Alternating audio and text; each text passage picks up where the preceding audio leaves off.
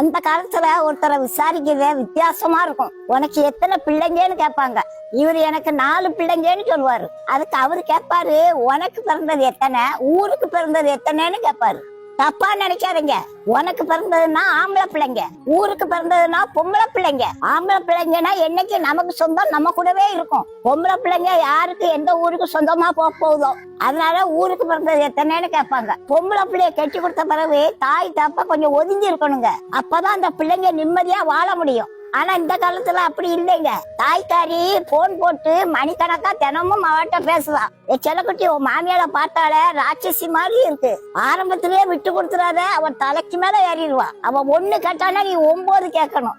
உன் நாத்தனார் ஒருத்தி வருவாளே, அவ மூஞ்சி கூட பப்பாளி பழம் மாதிரி இருக்குமே, அவட்ட எச்சரிக்கையா இரு செல்லக்குட்டி.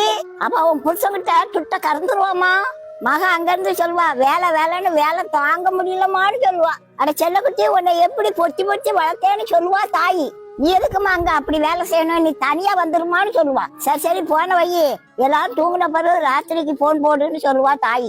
ஆக மொத்தத்துல புருஷன் பொண்டாட்டி அன்பா இருக்கதா தாய் போன் போட்டே பிரிச்சிருவா.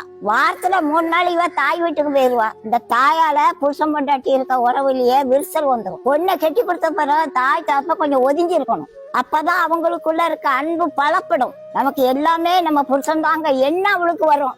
அதனால அவளுக்கு சகிப்பு தன்மை உருவாகும். புகுந்த வீட்டுல எவ்வளவு பிரச்சனை வந்தாலும் அட்ஜஸ்ட் பண்ணி வாழக்கூடிய தன்மை அவளுக்கு வந்துடும். புருஷனையும் பொண்டாட்டியும் பிரிக்க முடியாத அன்பு உருவாகும்.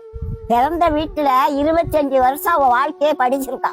அவளுக்கு படிச்சு கொடுத்தது யாரு, நீங்க தான். இப்ப அவளுக்கு குடும்பம் நடத்தக்கூடிய ஞானமும் அறிவும் இருக்குதானே அவளுக்கு கல்யாணம் முடிச்சு வச்சீங்க.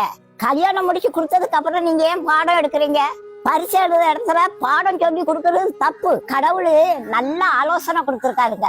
புருஷன் பொண்டாட்டி அவங்க 2 பேரா இருந்தாலும் உடலால் அவங்க ஒருத்தரான். தாய் தப்பனை கொஞ்சம் விட்டு மனைவியோட ரொம்ப அன்பா இருப்பானா. ஆணுக்கும் அதான் பொண்ணுக்கும் அதாங்க. நீங்க தாய் தப்ப எவ்வளவு ஒதுங்கி இருக்கீங்களோ அந்த அளவுக்கு அவங்க நல்லா இருப்பாங்க. பிள்ளைங்க வாழ்க்கையில நீங்க தலையை நீட்டி பிள்ளைங்க வாழ்க்கையை நீங்க கெடுத்துறாதீங்க. நீதிமன்றத்துல கெட்டுக்கிட்டா டைவர்ஸ் கேஸ் இருக்குங்க.